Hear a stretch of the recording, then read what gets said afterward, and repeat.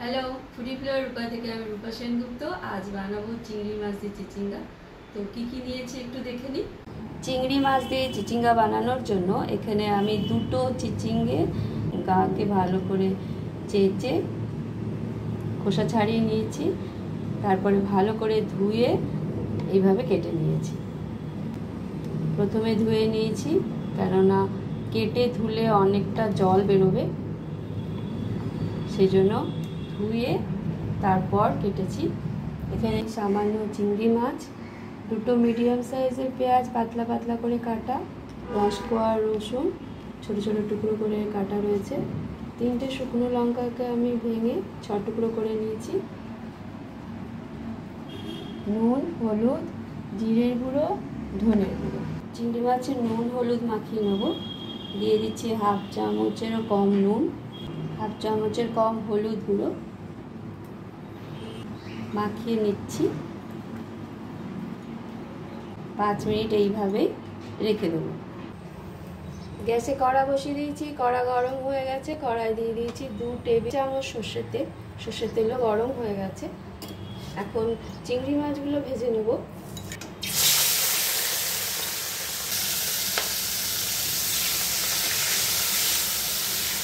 চিংড়ি মাছগুলোকে 1 মিনিটের মতন ভেজে দেবো।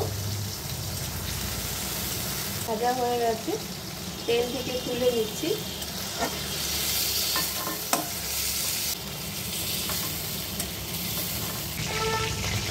এই তেলেই দিয়ে দিচ্ছি 1/2 চামচেরও কম কালো জিরে, দিয়ে দিচ্ছি শুকনো লঙ্কা,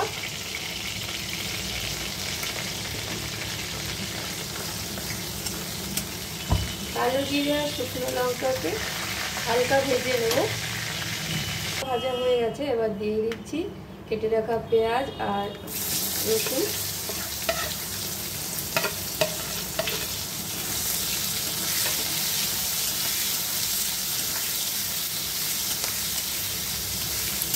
দিয়ে দিচ্ছি 1/2 চামচেরও কম লবণ। এই লবণ দিলে পেঁয়াজগুলো তাড়াতাড়ি নরম হবে, সেজন্য দিয়ে দিলাম। পেঁয়াজগুলোকে 2 মিনিটের মতন ভেজে নেব। পেঁয়াজগুলো ভাজা হয়ে গেছে, দিয়ে দেবো কেটে রাখা চিচিঙ্গেগুলো।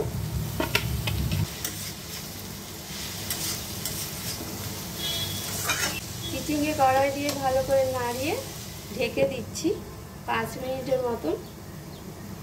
মাঝে ঢাকনা খুলে 1-2 বার একটু নাড়িয়ে নেব। 5 মিনিট হয়ে গেছে, কড়ার ঢাকনাটা খুলে দিচ্ছি।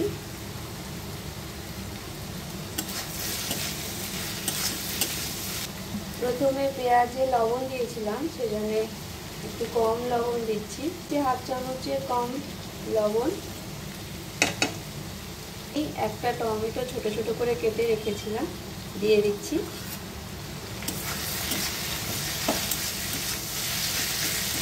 দিয়ে দিচ্ছি 1/2 চামচের কম হলুদ গুঁড়ো, 1/2 চামচ জিরের গুঁড়ো, 1/2 চামচের থেকে একটু বেশি ধনের গুঁড়ো, আর দেব চিংড়ি মাছ।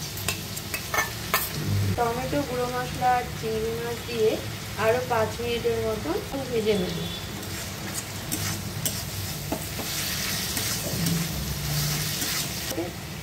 যতবার নাড়াবো চিচিঙ্গেগুলোকে এইভাবে খুন্তি দিয়ে একটু কেটে কেটে দেবো, তাহলে চিচিঙ্গেগুলো মিশে যাবে।